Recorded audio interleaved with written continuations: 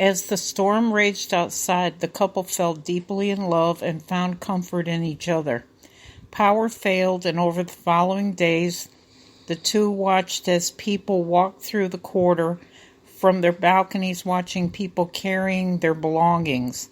But the majority of the historic French Quarter was unscathed, except for fallen tree limbs, broken signs, and scattered debris. But other areas weren't so lucky.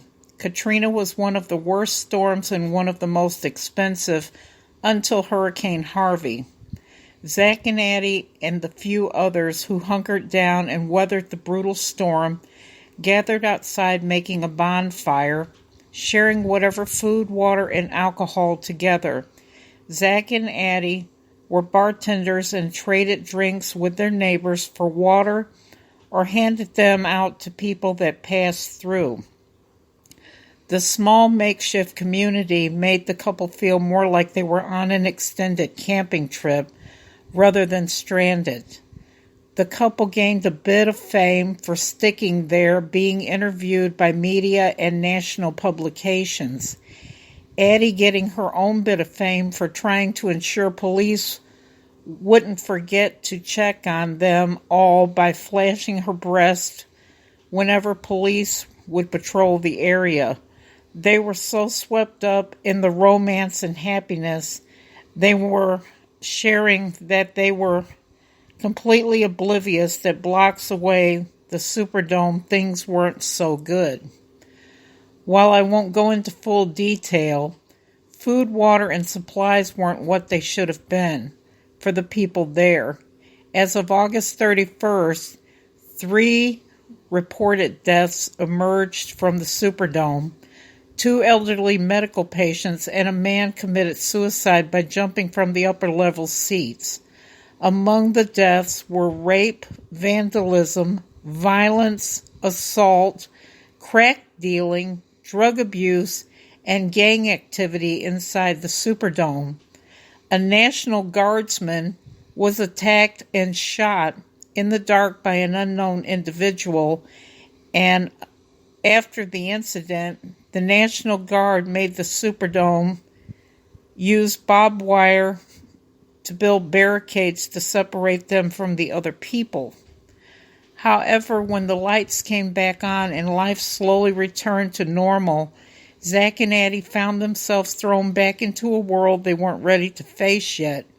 Bills piled up, responsibilities returned, and as the couple watched the bonfire in the middle of the street they cooked on removed and turned to ash, they felt the weight of the world crashing down on top of them. Over the few months, the couple abused drugs, alcohol harder, fighting more and more, some of those fights turning physical. They were near the end of their ropes, and to save their relationship, they decided to get a new apartment together and start fresh.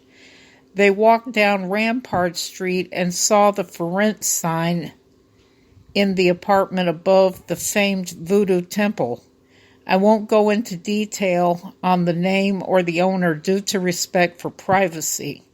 I will say that not long after the couple moved in, Addie went to the landlord and said Zack was cheating on her and she was kicking him out, asking the landlord to remove Zack from the lease. The landlord, however, didn't comply and told Addie to go home and work it out with her boyfriend. It was the last time Addie Hall would be seen alive. When Zack found out, the couple fought viciously, and on October 5th, 2006, at 1 a.m., 1 hour later, Addie Hall was dead. She had been strangled to death by Zack, but the details of that horrible night wouldn't be known until a few weeks later, or on the night of October 17th, New Orleans police were called to the Omni Royal Orleans Hotel. A man had jumped to his death and died instantly when his body landed on the coal cement below. In the man's pocket, they found a small plastic bag with his dog tags and a handwritten note in his back pocket, and a key to the couple's apartment in his front pocket. The note was simple and read, "This is no accident. I had to take my own life to pay for the one I took.